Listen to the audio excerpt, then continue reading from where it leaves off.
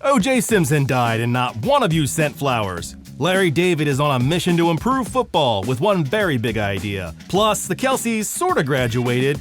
The U.S. Army is finding new ways to waste your tax dollars, and Terrell Suggs needs to switch to decaf.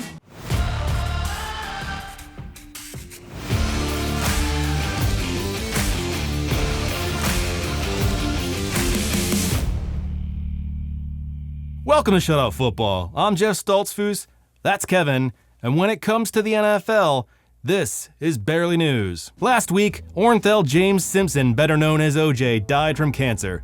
So that's one for cancer. Finally, I got one. Simpson played in the NFL for 11 years. He amassed over 11,000 yards, 61 touchdowns, and 2 murders.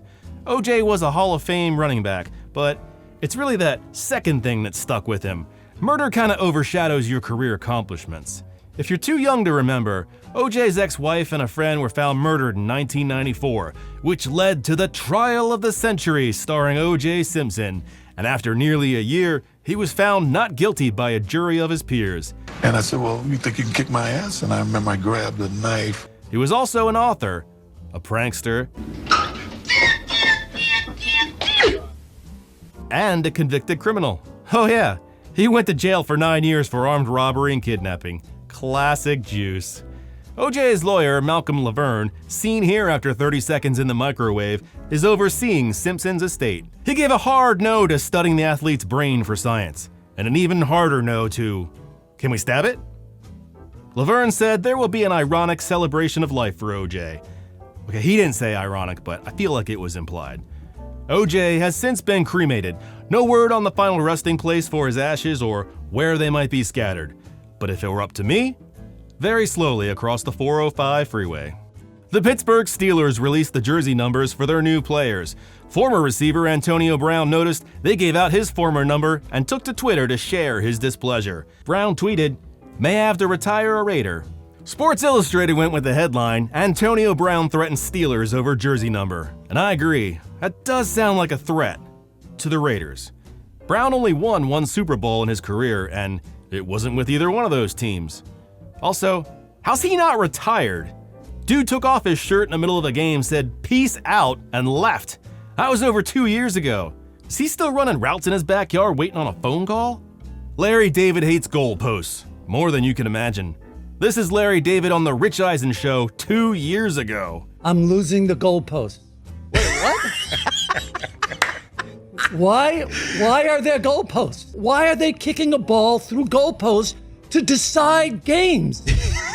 Obviously, the NFL weren't takers on this idea, but with a new spring football league came another opportunity. My agent Yes. got me on the phone with Dwayne Johnson. So Larry David calls me. What can we do about the kickers? Do we need the kickers? I thought it was going to happen. He was completely into it. The UFL didn't ban goalposts either, so the crusade continues. Larry also had ideas on the extra point after. However, unbeknownst to him, they were already doing that in the XFL and now the UFL as well. The Kelce Brothers recently received their diplomas from the University of Cincinnati, and they did it as you would expect. They both missed their graduation ceremonies over a decade ago. However, not everyone was thrilled by their antics. It prompted backlash online, so Jason set the record straight. I know it looks like a graduation from the video, but this was actually at the end of a New Heights live podcast that we put on to raise money for the university's NIL. The university surprised the Kelces with the commencement. The live New Heights podcast featured guests like former Cincinnati quarterback Desmond Ridder, who was quickly replaced by Kirk Cousins.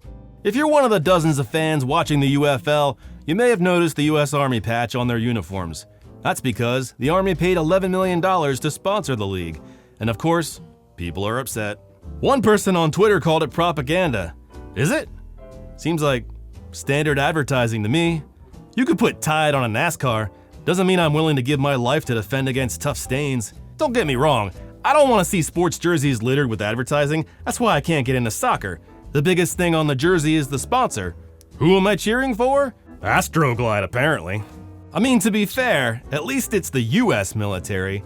But the big question being raised is this a good use of our tax dollars? Probably not. But Not because they're trying to recruit, that money is earmarked for recruiting no matter what. And they could use it.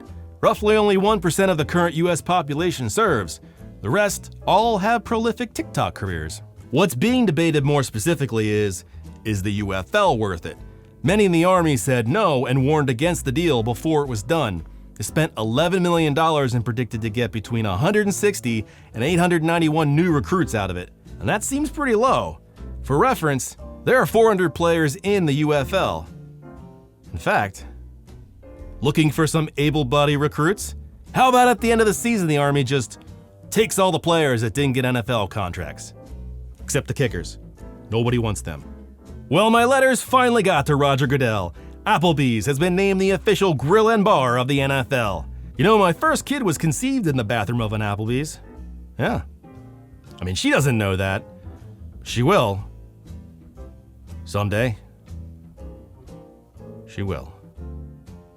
This is great news if you're a fan of the NFL and, let's say, food. Enjoy some drinks and let their peppermint afterbirth beef barley mozzarella sticks give your colon CTE. And don't forget, Applebee's and IHOP are combining. You want to watch those early morning NFL games from Europe while eating pancakes and violently day drinking? They won't judge you like your stupid family and HR department. Terrell Suggs was arrested in Arizona after an incident last month at a Starbucks drive-thru. Told you those things were trouble. Apparently, Suggs drove past the drive-thru speaker, then backed up. This is when his vehicle lightly kissed the vehicle behind him. Now mind you, as Mr. Suggs stated, he was not looking for trouble, he just wanted coffee. A little bit of midday Joe, if you will. Both men then got out of their cars, exchanged pleasantries, at which point then they got back into their vehicles, and then Suggs displayed the middle finger and politely informed the gentleman that he was indeed, and not to put too fine a point on it, a pussy-ass cracker. Can I say that on YouTube? No. Okay. Before simply explaining to the man, "I'll kill your bitch ass," and then showed him the manner in which he would dispatch him, displaying a firearm in which he was most proud. As Suggs told the media, the man in the other vehicle escalated the situation. "I feared for my safety, not knowing what his intentions were. Throughout the incident, I was the one who felt in danger, while fearing I would be followed home and for the safety of my family nearby at my residence." Ain't nobody following you. Terrell Suggs is 6'3", 265 pounds, and he looks like he chews on old tires. He doesn't need a gun to be intimidating. If he told me to stop brushing my teeth, I'd have a cavity tonight. Luckily, no one was injured and we all learned a very valuable lesson. Terrell Suggs does not need more coffee. Thanks for watching Shut Up Football. If you liked this video, please give us a thumbs up and say hi in the comments. And if you didn't, well, just keep that shit to yourself. We'll catch you next time. Peace! Check the mic and make sure it sound right, boys.